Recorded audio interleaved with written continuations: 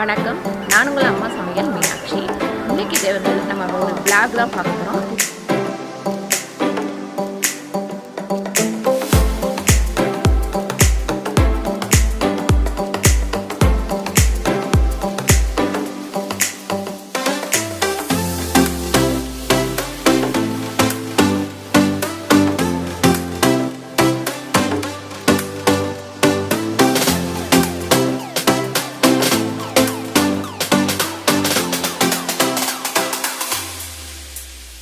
வணக்கம், நான் உங்கள் அம்மா சமையல் மீனாட்சி.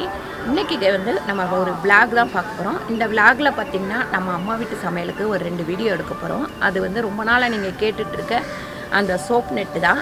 அதுக்கப்புறம் பார்த்திங்கன்னா நம்ம வந்து செடி வந்து கொஞ்சம் பராமரிக்காமல் விட்டுட்டேன் இந்த ஊறுகாய் வேலையினால்.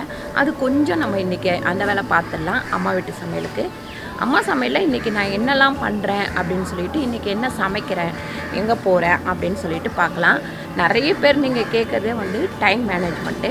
6 மணிக்கு இன்றைக்கி எழுந்திரிச்சேன், ஆயா உட்காந்து டீ சாப்பிட்டுட்டு அதுக்கப்புறம் இப்போ 7 மணி மேலே வந்திருக்கேன். இதுலேருந்து நம்ம ஷார்ட் பண்ணுவோம், என்னென்ன பண்ணுறதுன்னு பார்க்கலாம். ஃபஸ்ட்டு வந்து இன்றைக்கி மிஷினில் வந்து துணி போட்டுடலாம். பாருங்கள், ரொம்ப அழுக்காக இருக்கிற துணியை வந்து நம்ம மிஷினில் போட்டால் அழுக்கு போகவே போகாது. ஏன்னா என்னதான் நம்ம மிஷின் இருந்தாலும் கையில் துவைக்கிற மாதிரி வராது. எனக்கு அந்த மைண்ட் செட்டு, உங்களோட மைண்ட் செட் எப்படி அப்படின்னு தெரில. அது வந்து நீங்கள் கமெண்ட்டில் வந்து சொல்லுங்கள். இல்லைம்மா எங்களுக்கு மிஷினில் போட்டால் தான் பிடிக்கும்னா. நான் வந்து ஒரு சில துணியை மிஷினில் போட்டுருவேன், ஒரு சில துணியை கையில் துவைச்சிருவேன். பாருங்கள், இது வந்து என் பிள்ளையோடது. ஆனால் அவனை மாட்டிப்பாரு, தூக்கி போட்டுருவார். ஒரு தடவை போட்டாருன்னா தூக்கி தூக்கி கடாச்சிடுவார். ஒரு 10 நிமிஷம் கூட போட்டிருக்க மாட்டார். கொரோனா வைரஸ்லாம் பரவுது, ஒரு டைம் போட்டால் தூக்கி தான் போடுவோம். கேட்டுக்கங்க. கொரோனா வைரஸ்க்கு ஏதாவது மருந்து கண்டுபிடிக்குமா? மருந்தா?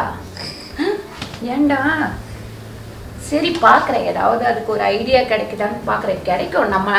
நம்மளோட அந்த கிராமத்து 2வது இந்த செடி கொடியிலேருந்து மூலிகையிலேருந்து கூட கிடைக்கலாம் நமக்கு. நான் வந்து யோசிக்கிறேன். ஏற்கனவே சிக்கன் குனியாக்கு அப்படி தான் நம்ம ஊர்லலாம் வந்து மருந்தே இல்லை. நாங்கள் கடைசியில் பார்த்தா ரொம்ப சிம்பிளாக முடிக்கிற மாதிரி ஒரு மருந்து கண்டுபிடிச்சினாங்க. நான் கூட சாப்பிட்டேன்னா இப்போ மறந்து போயிடுச்சு. எனக்கு ஞாபகம் வந்தால் நான் எல்லா வேலையும் முடிக்கிறதுங்காட்டி ஞாபகம் வந்தால் கண்டிப்பாக சொல்லிடுறேன். நான் ஏன் ஃபஸ்ட்டு துணி போட்டேன் அப்படின்னா, இந்த செடி வேலையெல்லாம் முடியறதுக்காட்டியும் துணி வேலை முடிஞ்சிடும், எடுத்து காய போட்டுட்டு போயிடலாம். இப்போ நான் செடியெல்லாம் வந்து செடி வேலையை ஆரம்பிக்க போகிறேன். இந்த வீடியோ பார்த்திங்கன்னா அம்மா வீட்டு சமையலில் போட போகிறேன். அதோட லிங்க் வந்து நான் கீழே கொடுக்குறேன், கண்டிப்பாக போய் பாருங்கள். இதுவும் உங்களுக்கு பயனுள்ளதாக இருக்கும். ஃபுல்லாக வந்து நான் க்ளீன் பண்ணி முடிச்சிட்டேன். இன்றைக்கி வந்து கொஞ்சம் காயெல்லாம் இருக்குது, அதெல்லாம் பறிச்சிக்கலாம். முருங்கைக்காய் கட் பண்ண போகிறேன். அப்புறம் இதை வந்து உடச்சி விட்டுடலாம்.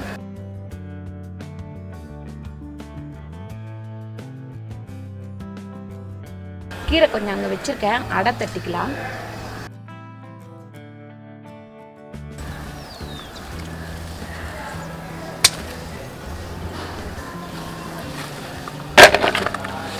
இங்கே பாருங்கள், எங்கள் வீட்டில் எவ்வளோ காய்கறி பாருங்க. நம்ம தோட்டத்தில் எவ்வளோ காய் காய்ச்சிருக்கு. வெள்ளை கத்திரிக்காய், அப்புறம் உஜாலா, அவரைக்காய், முருங்கைக்கீரை. முருங்கை எத்தனை வரலடா, இங்கே இருக்குது. முருங்கைக்காவும் மறந்துட்டாங்க. நான் எதாவது மறந்தால் மட்டும் என்னை திட்டுவாங்க. இவங்க மறந்தால் அது அப்படியே அது வந்து ஸ்கிப் பண்ணிவிடுவாங்க. அப்படி கிடையாது, நாங்கள் கட் பண்ணி வச்ச பாருங்க, அப்படியே விட்டுட்டேன். நீங்கள் மட்டும்தான் மறப்பீங்க, நாங்களாம் மறப்பீங்க. இவன் ரொம்ப அதிகமாக மறக்கிறாங்க. அப்போ திட்ட மாட்டாங்களா?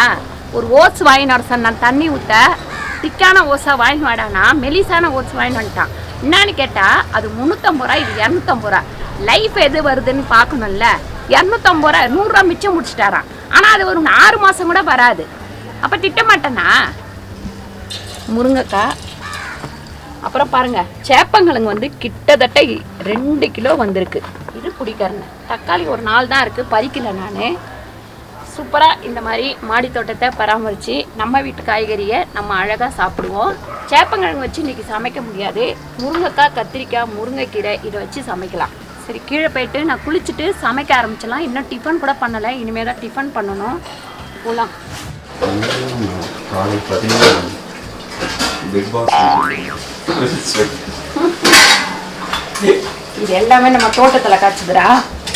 சாம்பார் கொஞ்சம் நேரத்துக்கு முன்னாடி வீடியோ எனக்கு தெரியாத இது வந்து நம்ம வந்து பாசிப்பருப்பு போட்டு இந்த கத்திரிக்காய் போட்டு கடைஞ்சா தோசைக்கு சூப்பராக இருக்கும். அதனால அதுதான் ரெடி பண்ணிட்டுருக்கேன். சரியா? ஓ, கத்திரிக்காய் உனக்கு பிடிக்காதா? பரவாயில்ல, இன்னைக்கு ஒரு நாளைக்கு சாப்பிடு. இதில் வந்து பாசிப்பருப்பு, தக்காளி, பச்சை மிளகாய் எல்லாம் போட்டிருக்கேன். இந்த கத்திரிக்காயையும் கட் பண்ணி போட்டுடலாம். பாலை பொங்க விட்டேன். கத்திரிக்காய் போட்டுக்கலாம். அதுக்கப்புறம் தண்ணி வந்து கொஞ்சம், அதுக்கப்புறம் உப்பு பாருங்க. அடுப்பு ஆன் பண்ணியாச்சு. இதில் கொஞ்சம் புளி போட்டுடலாம். இந்த அளவுக்கு புளி போட்டுக்கலாம். இது வந்து தோசை சாப்பிட்றதுக்கு ரொம்ப சூப்பராக இருக்கும். மூடியாச்சு. நாங்கள் சொல்லணும் சூப்பராக இருக்கும். நீங்களே சொல்லிட்டு அவங்க சொல்லணுமா? நாங்கள் சொல்லணும். நீங்களா? நீ சொல்ல மாட்ட, அது தெரியும் எனக்கு. சரி, ஒரு காஃபி கொடுத்துருவேன். ஏன்னா இன்றைக்கி 10 ஆயிடுச்சு. இனிமேல் டிஃபன் சாப்பிட்டு சமையலும் ஒரேடியாக முடிச்சிட போகிறேன். அதுக்கப்புறம் வந்து பேக்கிங் வேலைலாம் இருக்குது. அதனால் இங்கே முடிச்சுட்டு அங்கே போகணும். பாருங்க, நம்ம கார குழம்பு தான் கத்திரிக்காய் முருங்கைக்காய் போட்டு சாம்பார் வைக்கலான்னு பார்த்தேன். நேற்றே சாம்பார் வச்சுட்டோம். அதனால் இன்றைக்கி வந்து கத்திரிக்காய் முருங்கைக்காய் போட்டு காரக்குழம்பு வச்சுக்கலாம்.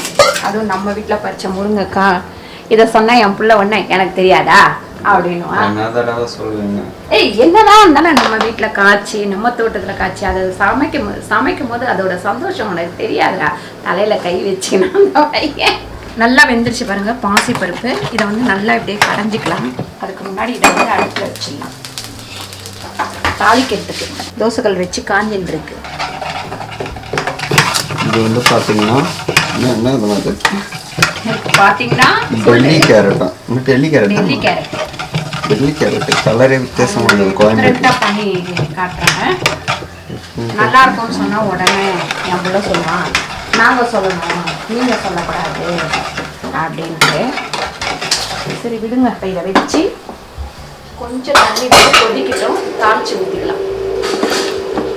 எண்ணெய் ஊற்றியாச்சு. இதுக்கு வந்து நம்ம வடகு போட்டு தாளித்தோம் அப்படின்னா சூப்பராக இருக்கும்.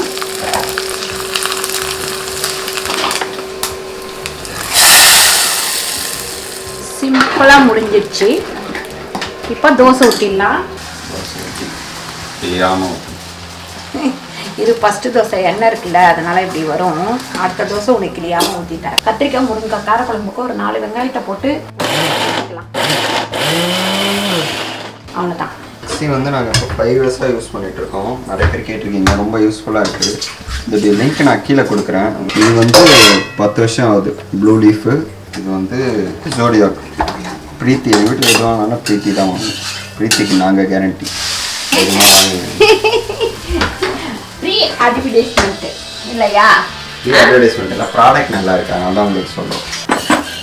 தோசை திருப்பாமல் கூட எடுக்கலாம். இந்த மாதிரி நல்லா வேக விட்டுட்டு அதுக்கப்புறம் எடுத்திங்கன்னா நல்லாயிருக்கும். இந்த முறுமுறுப்பு தன்மை அப்படியே இருக்கும். உருளைக்கிழங்கு வந்து குட்டி உருளைக்கிழங்கு. இதை வந்து நான் அப்படியே முழுசாகவே வறுக்க போகிறேன். வித்தியாசமாக தான் வறுக்க போகிறேன். எப்படி வறுக்கிறது அப்படின்னு செய்யும் போது பார்க்கலாம்.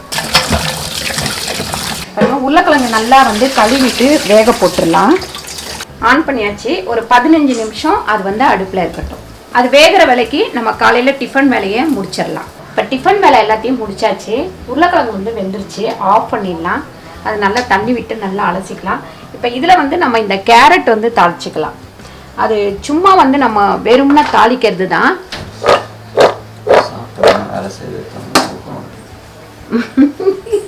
யாருக்கெல்லாம் சாப்பிட்ட உடனே தூக்கம் வருமோ கமெண்ட்டில் போடுங்க. பாருங்க, உருளைக்கிழங்கு வந்து தண்ணி ஊற்றி நல்லா கழுவிட்டு கொஞ்சம் நேரம் தண்ணியில் வைக்கலாம். எல்லா வேலையும் முடிச்சுட்டு இந்த பாத்திரத்தை தேய்ச்சிப்போம். தண்ணி ஊற்றி கழுவிட்டு தண்ணியில் வைக்கலாமா? இல்லைடா, தண்ணியே கொஞ்சம் நேரம் வச்சா தானே உரிக்கும் போது வந்து நமக்கு சூடாக இல்லாமல் இருக்கும். இப்படி கழுவிட்டு 2 முறை அதுக்கப்புறமா இப்படி தண்ணி வச்சோம்னா கொஞ்சம் சூடு இல்லாமல் இருக்கும். உரிக்கிறதுக்கு வசதியாக இருக்கும். இந்த கேரட் பார்த்திங்கன்னா நான் சூரத் போயிருந்தப்போ அவங்க வந்து இந்த கேரட்டை சும்மா வேகலாம் விடலை, அப்படியே தாளித்து கடித்து சாப்பிட்டா ஒரு அந்த காரம், மிளகு காரம், அதுக்கப்புறம் பார்த்திங்கன்னா கடுகு, வெந்தயம், இதோட டேஸ்ட்டு, அப்புறம் வெறும் மிளகாத்தூள் டேஸ்ட்டு, இப்படி ரொம்ப நல்லா இருந்தது. இது வந்து ரைஸுக்கும் கொடுக்குறாங்க, அதுக்கப்புறம் சோளா பட்டேரே அதுக்கு கொடுக்குறாங்க, அதுக்கப்புறம் சோளா பொரிக்கு கொடுக்குறாங்க, அதுக்கப்புறம் பரோட்டாக்கு எல்லாத்துக்குமே இந்த சைடிஸ் கொடுக்குறாங்க. அதுதான் நம்ம பண்ண போகிறோம். ஒன்றும் இல்லை, ஒரு 1-2 ஸ்பூன் அளவுக்கு எண்ணெய் போட்டுக்கணும். எண்ணெய் கொஞ்சம் நல்லா காயட்டும். அதுக்கப்புறம் இங்கே வந்து பார்த்திங்கன்னா நம்ம நல்லெண்ணெய் ஊற்றிக்கலாம். ஒரு 5 ஸ்பூன் ஊற்றிக்கலாம். காரக்குழம்புக்கு கொஞ்சம் எண்ணெய் நிறைய இருந்தால் தான் நல்லாயிருக்கும். ஏதாவது ஒரு ஒன்றில் வந்து நான் எண்ணெய் ஊற்றலாம். நான் 5 ஸ்பூன் ஏன்னு சொல்கிறேன்னா, நான் சமைக்கிறது 7 பேர் 8 பேருக்கு. இப்போ 5 ஸ்பூன் ஊற்றினா தான் கரெக்டாக இருக்கும். இதில் வந்து இதோ எண்ணெய் காஞ்சிட்டோம். பாருங்க, கடுகு, கொஞ்சம் வெந்தயம் காரக்குழம்புக்கு, கொஞ்சம் உளுந்து. இதில் பார்த்திங்கன்னா கடுகு, அதுக்கப்புறம் உளுந்து, அவ்வளோதான். அதுக்கு இது நல்லா இந்த மாதிரி ஆனவுடனே கடுகு பொடி இதை போட்டவுடனே சிம்மில் வச்சுருங்க. கடுகும் அதுக்கப்புறம் வெந்தயமும் வறுத்து பொடிச்சது. நான் வந்து ஊறுகாய் பண்ணுறது தொட்டு என்கிட்ட இருக்குது இந்த பொடி ஆல்ரெடி, அதனால் அப்படியே நான் போட்டுட்டேன். உங்ககிட்ட இல்லைன்னா நீங்கள் பொடிச்சு போட்டுக்கோங்க. இங்கே நல்லா காஞ்சிச்சு. இப்போ இந்த பாருங்க, இந்த வெங்காயத்தை கொட்டிடலாம். நல்லா காஞ்சவுடனே இதில் கொஞ்சமாக மஞ்சள்தூள் சேர்த்துக்கலாம். அதுக்கப்புறம் கொஞ்சம் பெருங்காயம், இது வந்து உப்பு, காய கொட்டிடுவோம். லைட்டாக வந்து இதை தண்ணி தொளிச்சிக்கலாம். இந்த மசாலா பச்சை வர போகிறதுக்காக இந்த தண்ணி தொளிக்கிறோம். இந்த வெறும் மிளகாத்தூள் இது வந்து கொஞ்சம் சுள்ளுன்னு இருக்கணும், அப்போ தான் நல்லாயிருக்கும். அதனால் ஒரு 2 ஸ்பூன் போட்டுக்கலாம். இதில் வந்து பச்சை மிளகா கூட நம்ம கீரி போட்டுக்கலாம். டேஸ்ட் வந்து நல்லாயிருக்கும். பச்சை மிளகா கூட இதில் கீரி போட்டுக்கலாம். நான் போடல, வேண்டாம், அதனால் விட்டுட்டேன். தக்காளியை வந்து இதில் கொட்டி நம்ம அரைச்சி எடுத்துக்கலாம். 4 தக்காளி போட்டிருக்கேன்.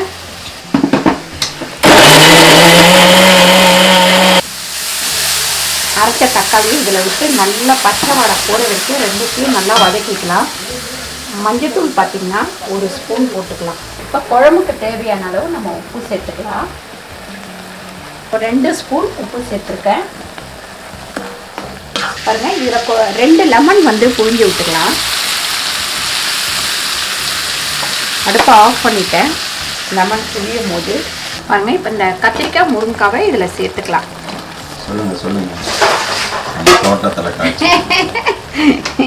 அதை சொன்னாதான் நீ தான் எத்தனை தடவைமா சொல்லுவ அப்படின்னு வேற கேட்குறீங்க.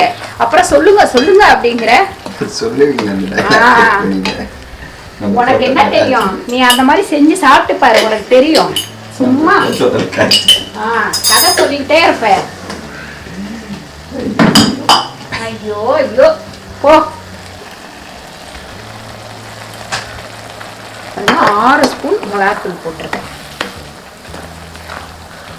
வச்சுட்டு இதில் கொஞ்சமாக இந்த கீரை பறிச்சோம் இல்லைங்களா, அதை போட்டு பாசிப்பருப்பு போட்டு கொஞ்சமாக கூட்டு வச்சுக்கலாம். இது 2 பேருக்குன்னா கரெக்டாக இருக்கும், 4-5 பேருக்குன்னா கரெக்டாக இருக்காது. நான் கொஞ்சமாக வச்சு சுமார் ஒரு 4 பேர் சாப்பிட்டுக்கலாம், கொஞ்சம் கொஞ்சம் வச்சு.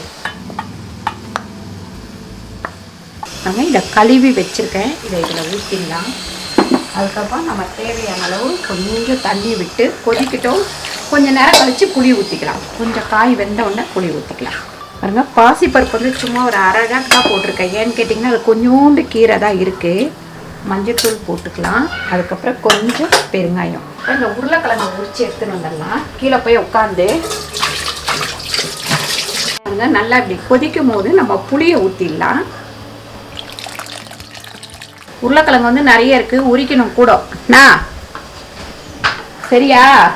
உடனே ஃபோனை வச்சுக்கின்னு நோண்டக்கூடாது. சூரி, பொருளையே காணோம். ஏய்,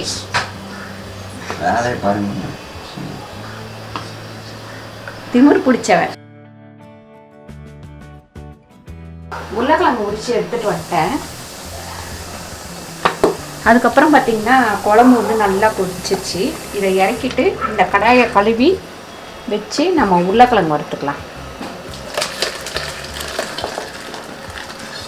இன்னும் கொஞ்சம் இந்த பாசி பருப்பு வேகட்டும். அதுங்காட்டியும் ஒரே ஒரு பத்தை தேங்காய், ஒரு 4 பச்சை மிளகாய், அதுக்கப்புறம் ஜீரகம், ஒரு அரை ஸ்பூன் அளவுக்கு ஜீரகம். இதை அரைச்சி எடுத்துக்கலாம்.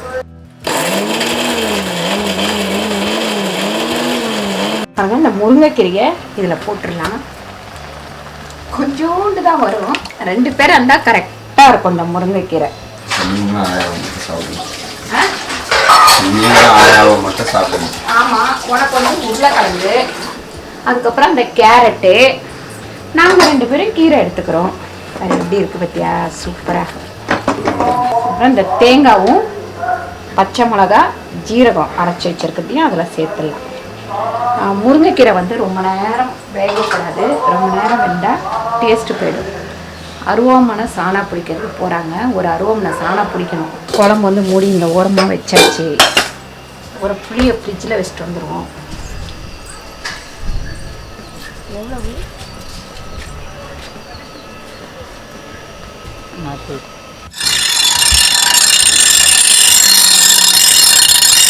பாருங்க, உருளைக்கிழங்குக்கு நம்ம எண்ணெய் போட்டுக்கலாம். அதுக்கப்புறம் இது வந்து கீரை தாளிக்க, கீரைக்கு வந்து வடகம் போட்டு தாளிச்சுக்கலாம். சூப்பராக முருங்கைக்கீரை கூட்டு வந்து ரெடி ஆயிடுச்சு. இந்த பாத்திரத்தில் இதை மாற்றிக்கலாம். சாதம் வச்சிடலாம். கொஞ்சம் உப்பு சேர்த்துட்டு கிண்டி விட்டுடலாம். தட்டு போட்டு மூடி வச்சிடலாம். கடுகு போட்டுக்கலாம். அதுக்கப்புறம் உளுந்து வந்து கொஞ்சம் கூடவே போட்டுக்கலாம். இது வந்து பூண்டு, மிளகு, உருளைக்கிழங்கு. பாருங்க, பூண்டு வந்து இந்த மாதிரி நசுக்கி வச்சுருக்கேன். மிளகு ஒரு 1.5 ஸ்பூன் கிட்டத்தட்ட வச்சுருக்கேன். 1 கிலோ கிட்டத்தட்ட உருளைக்கிழங்கு. அதனால் பூண்டு வந்து நல்லா ஒரு 50 கிராமுக்கு கொஞ்சம் கூடவே போட்டுக்கோங்க. உப்பு பார்த்திங்கன்னா 1.25 ஸ்பூன் உப்பு போட்டிருக்கேன். அதனால் ரொம்ப பெருசாக இருக்கிறது கட் பண்ணியிருக்கேன். சின்னதெல்லாம் அப்படியே முழுசாக போட்டிருக்கேன். இதை வந்து இதில் போட்டுக்கலாம். மஞ்சத்தூள் வந்து ஒரு 1/2 ஸ்பூன் சேர்த்துக்கலாம். நல்லா இந்த மாதிரி சிம்லையே வச்சு கிண்டி கிண்டி விடுங்க. இது ஒரு 1/2 ஹவராவது ஆகும். அப்போ தான் வந்து நமக்கு நல்லா மொறுன்னு கிடைக்கும். சரிங்களா?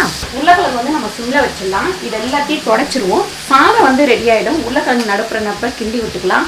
நமக்கு வந்து நிறைய பேர் ஊறுகாய், பொடி ஐட்டம் ஆர்டர் கொடுத்துருக்காங்க.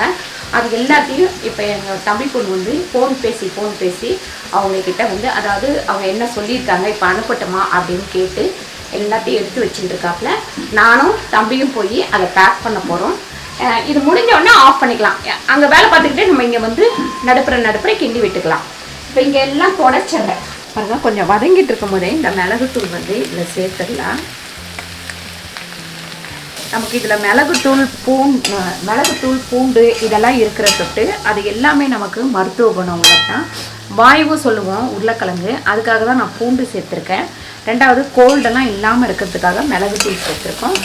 நல்லா வந்து ஜீரணமாக ஆகிடும் மிளகுத்தூள் வந்து நம்ம எவ்வளோ சமையலில் சேர்த்துக்கிறோமோ அவ்வளவுமே நமக்கு வந்து உடம்புக்கு நல்லது. இப்படியே கிண்டி விட்டு கொஞ்சம் நல்ல கலர் மாறுற வரைக்கும் கிண்டி விட்டுக்கலாம். அடுத்து வேலை பார்த்துக்கிட்டே. இது வந்து நிறைய பேர் வந்து நம்ம வாட்ஸ்அப்பில் வந்து நமக்கு ஆர்டர் பண்ணியிருக்காங்க. அவங்களுக்காக ஒவ்வொன்றா பேக் பண்ணிகிட்ருக்கேன். இன்றைக்கி ஒரு 13 பேக் பண்ண வேண்டியது இருக்குது. அந்த வேலையை நம்ம முடிக்கணும். அதை தான் பண்ணிகிட்ருக்கேன். ஊறுகாலாம் பார்த்திங்கன்னா இப்போ ஏற்கனவே ஃபஸ்ட்டு வந்து அனுப்பி வச்சேன். அவங்க வந்து என்ன கம்ப்ளைண்ட்னா கொஞ்சம் லீக் ஆகுது அப்படின்ற மாதிரி சொல்லியிருந்தாங்க. அதனால இப்போ இந்த மாதிரி பேக் பண்ணுறேன்.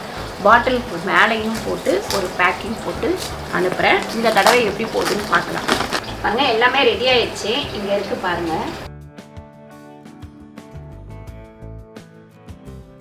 பாருங்கள், எல்லாம் சமைச்சி சாப்பிட்டாச்சு. பேக்கிங் வந்து கொஞ்சம் கொஞ்சமாக போயிட்டுருக்கு. இன்னும் கொஞ்சம் நிறைய பேக்கிங் பண்ணணும்.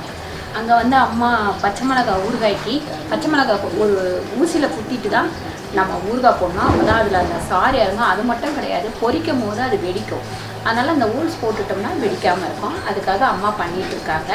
இந்த வீடியோ வந்து உங்களுக்கு ரொம்ப பிடிச்சிருக்கும்னு நினைக்கிறேன். இந்த வீடியோ உங்களுக்கு பிடிச்சிருந்தா லைக் பண்ணுங்கள், ஷேர் பண்ணுங்கள், சப்ஸ்கிரைப் பண்ணுங்கள், ஃபேஸ்புக்கில் ஷேர் பண்ணுங்கள், மறக்காமல் கமெண்ட் பண்ணுங்கள். நன்றி, வணக்கம்.